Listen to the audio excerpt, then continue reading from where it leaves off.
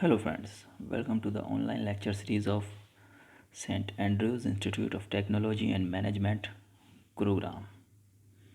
Myself Satinder Vats, Assistant Professor in ETCE Department. In this lecture, we will discuss about inverse Z transforms and some of the properties of Z transform, which is a part of Unit 4th of Subject Signals and Systems. So our today's topic is inverse Z transform and properties of Z transforms. Okay guys. So why do we use inverse Z transform? We will see how can we determine a function, original function x of n, that is a discrete time signal, from its Z transform. If we are given with the Z transform of a discrete time signal, we can derive the original signal from it by using inverse Z transform. Okay, so what is the basic formula for inverse Z transform? Let's see.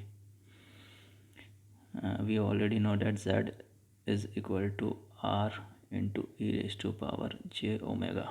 Z is a complex variable, and in polar form it can be written as R into e raised to power j omega, where R is the magnitude and omega is the angle.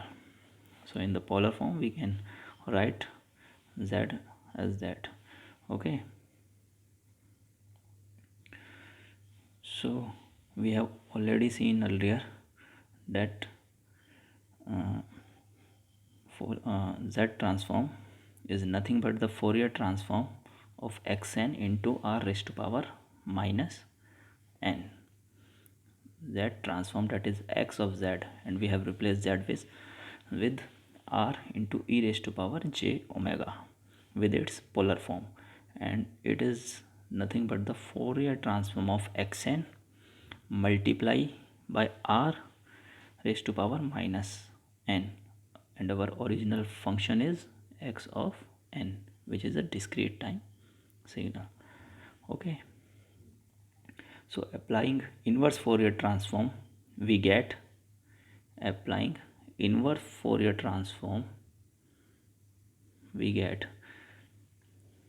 because Z transform is this Fourier transform of this. If we take the inverse Fourier transform, that part xn r raised to power minus n will become equal to inverse of this function, that is x into r e raised to power j omega.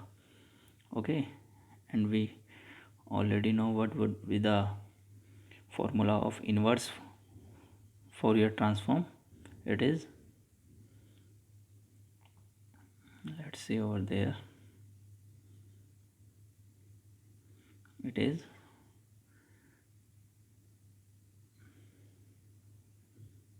x of z, or we can say, if we are talking about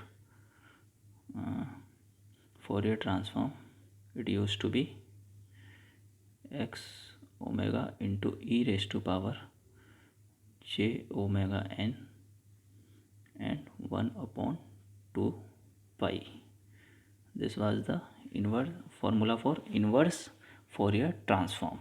Now we have to find out the inverse Fourier transform, as we can see over there, of this function. So taking inverse Fourier transform, xn comes out to be Rn. This Rn will go there, so it would be Rn. Xn would be, the original function xn would be Rn into Fourier transform of x of r into e raised to power j omega. So this was the formula for Fourier transform. So comparing it with and rearranging the formula, we would get this. Xn would be 1 upon 2 pi integration x of rej omega into rej omega raised to power n into d omega. Now as we know, z is equal to r into ej omega, then taking the differential dz would be jr into ej omega d omega. Now taking the limit of omega d omega would be 1 upon j z inverse dz. Now we will change the limits in this formula. Okay, in place of d omega we will put dz, and d omega is 1 upon j into z inverse dz. So what we get after applying this, we get the final result as this one, that is xn discrete time signal would be 1 upon 2 pi j integration xz into z raised to power n minus dz, where the symbol, this symbol I'm talking about, this symbol, it denotes integration around a counterclockwise closed circular contour centered at the origin with radius r. So what we are doing basically, we are integrating in a closed circle of radius r. Okay guys, so this is the formula for inverse Z transform that you need to remember, because it comes in MDU semester exams as well sometimes, derive the expression for inverse Z transform. So we can do it like this. Okay, now let us take an example. Consider a function. We are given that x of z is given, Fourier transform of a function is given to us. This is xz is equal to 3 minus 5 into z raised to power minus 1 divided by 1 minus 1 by 4 z inverse multiply 1 minus 1 by 3 z inverse. So all of you know the partial fraction. So using partial fraction I can split this function into two functions. One is this one and the other is this one. So it comes out to be 1 upon 1 minus 4 z inverse plus 2 upon 1 minus 1 by 3 z inverse. So we can convert this transform into original function using inverse transform of both these functions separately. Okay, we can apply the formula to these functions separately. So as we have already know,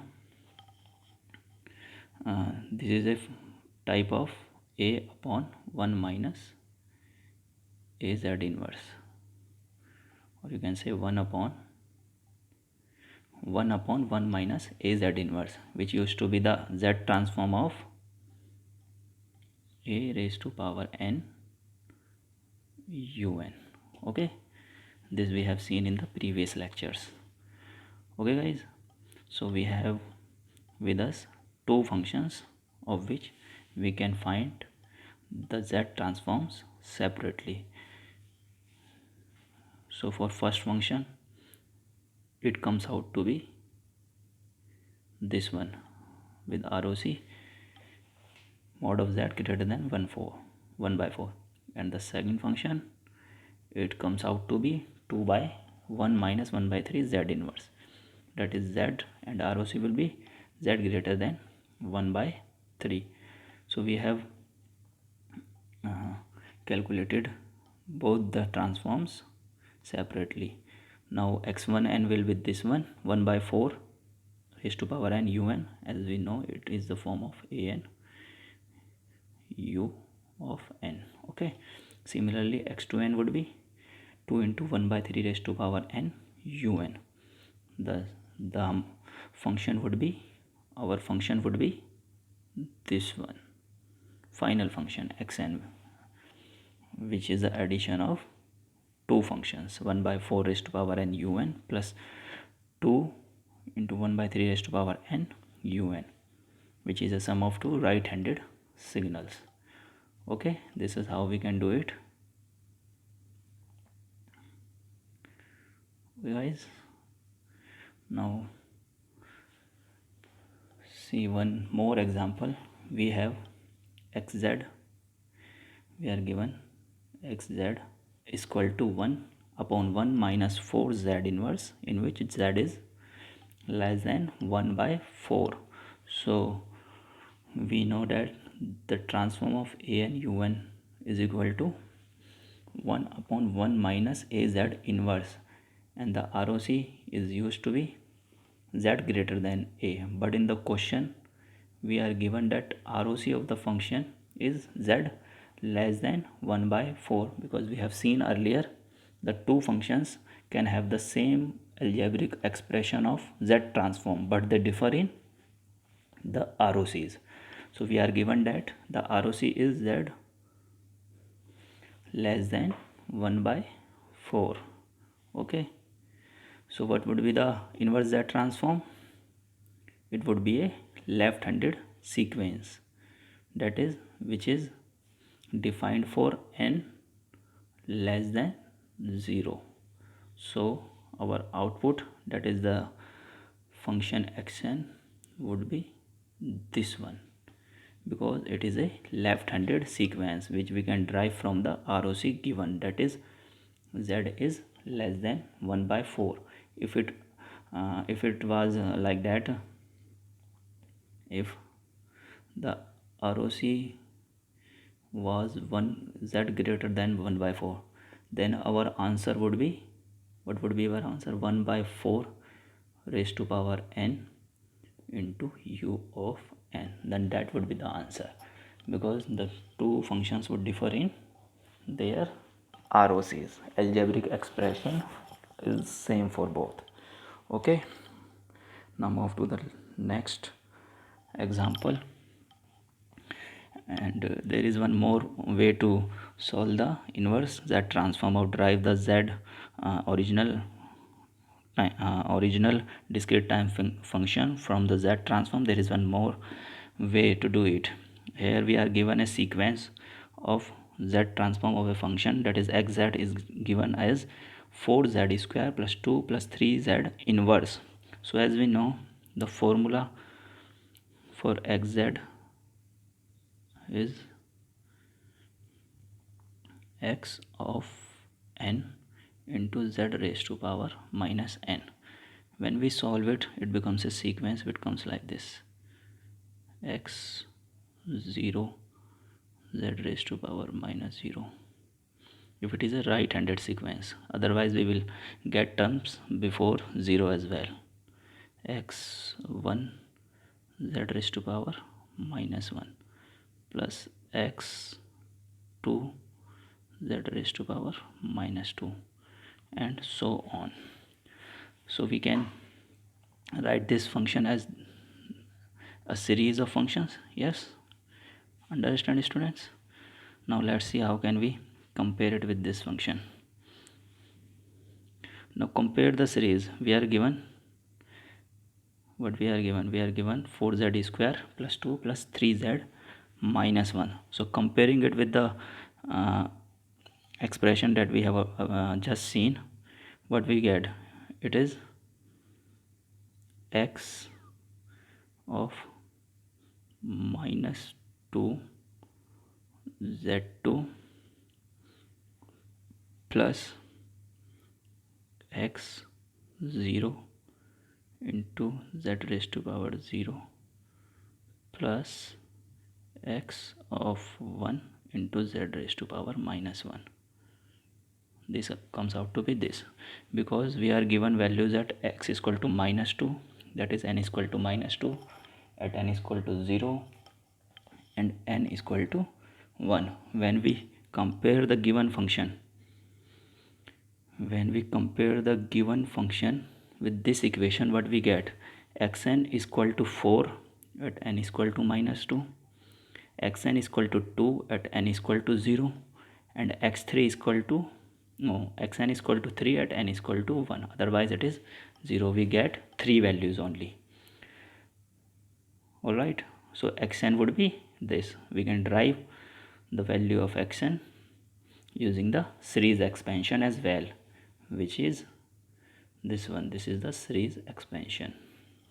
Exact can be written as this one, x minus 2z2, it goes to minus infinity, and on right hand side this goes to plus infinity, x2z minus 2 plus x3z minus 3, and so on.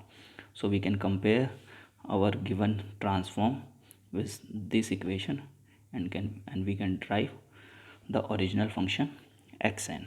Okay, so as we all know, the Fourier z transform of del n, that is delta function, comes out to be 1, and in this we have 4 into 1, 2 into 1, 3 into 1, so it would become 4 into delta n plus 2, 4 into delta n plus 2. Okay, because we are given values at n is equal to minus 2, n is equal to 0, and n is equal to 1. So our function would become this, that is 4 delta n plus 2 plus 2 del n plus 3 del n minus 1. They are nothing but the time shifted version of del n. Del n plus 2 is a advanced signal by unit 2. It is a advanced signal. Del n can be plotted on the graph like this, del n, which is 1 at n is equal to 0. Now del n plus 2 would be a function like this, del n plus 2.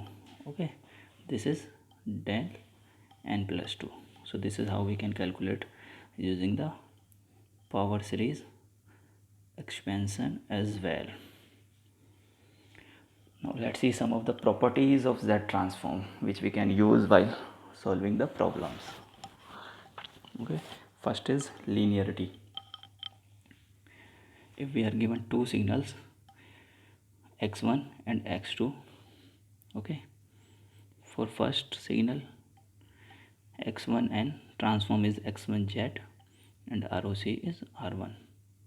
For the second signal x2n, transform is x2z and ROC is R2. So what would be the ROC of the linear function of additive function of both of them? We add both the function, it would be a x1n plus b x2n, where a and b are constants. So their combined transform would be a x1z plus b x2z, which is nothing but the linear addition of both of them. So we can separately find out the transforms and can add them. Okay, this is the linearity property.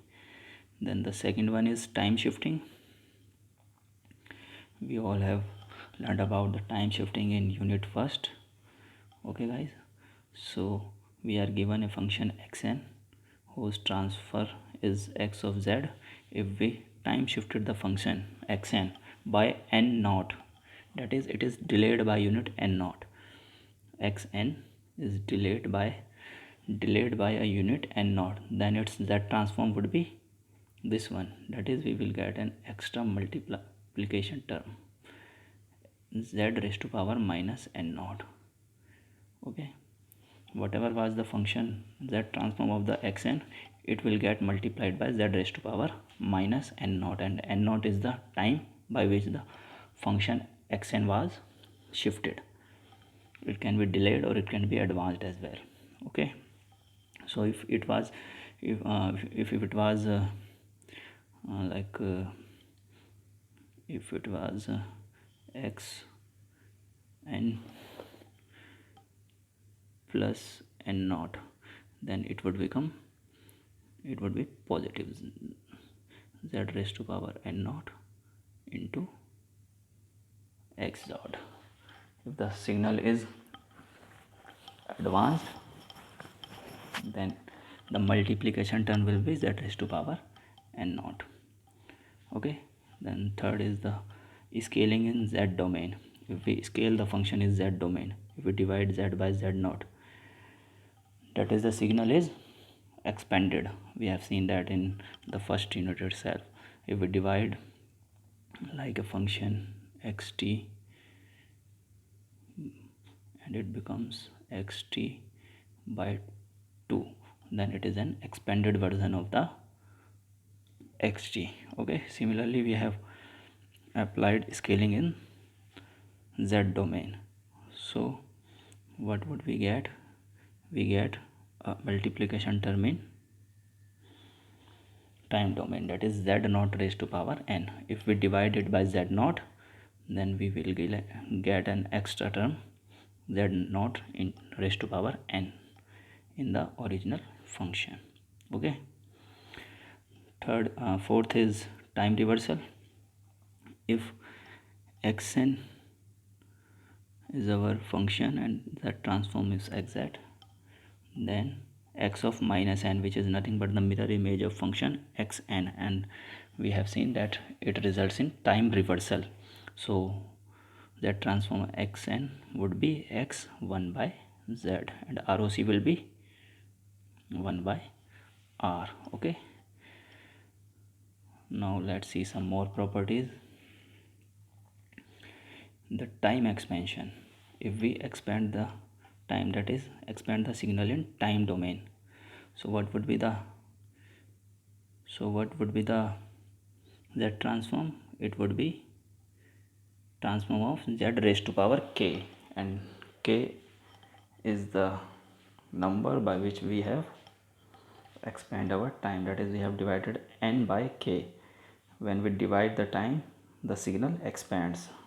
Okay, and ROC will be r raised to power 1 by k. Sixth property is convolution property, that is the convolution in the time domain will result in a simple multiplication in z domain. Okay, then seventh is differentiation in z domain. So if xz is the z transform of xn with ROC r, then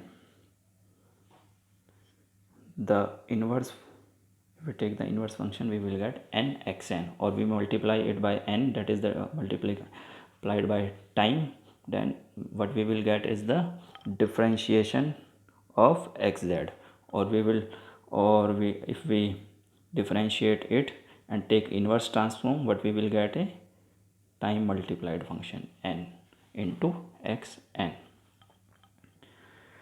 And last is the initial value theorem. If we want to calculate the initial value of the function, we can use this formula, that is the initial value of the function in time domain can be calculated by its z transform.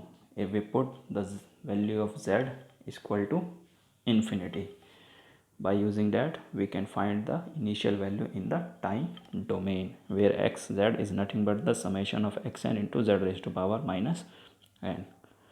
Okay, now let's see some examples also on that. Let us consider we are given xz, that is the transform of a function is az inverse upon 1 minus az inverse whole square, and ROC is given z is greater than a. Okay, so we already know that the transform of an into un would comes out to be 1 upon 1 minus az inverse, in which domain z magnitude of z is greater than a. So hence if we take differentiation of this function, that is d by dz into 1 upon 1 minus az inverse, it comes out to be this. That means our function is this one that we have already seen in the property, differentiation property. It is nothing but the differentiation of 1 upon 1 minus az inverse. Okay, so there is an extra multiplication term n would be multiplied to our function. So this is how we can get it. One example is on initial value theorem. Here we are given that xz is this. It is given in the rational form 1 minus 3 by 2 z inverse, and in denominator we have two terms, 1 minus 1 by 3 z inverse multiply 1 minus 1 by 2 z inverse. So by initial value theorem we have to find the initial value of the function in time domain, that is x of 0. So by using the formula we can find limit xz at z is equal to infinite. So we will put z is equal to infinity in this formula, and what we will get, x of 0 is equal to 1. That is the function at n is equal to 0 was 1. Its value at n is equal to 0 is 1. This is how we can calculate using initial value theorem. So this is for the lecture. Thank you students for listening.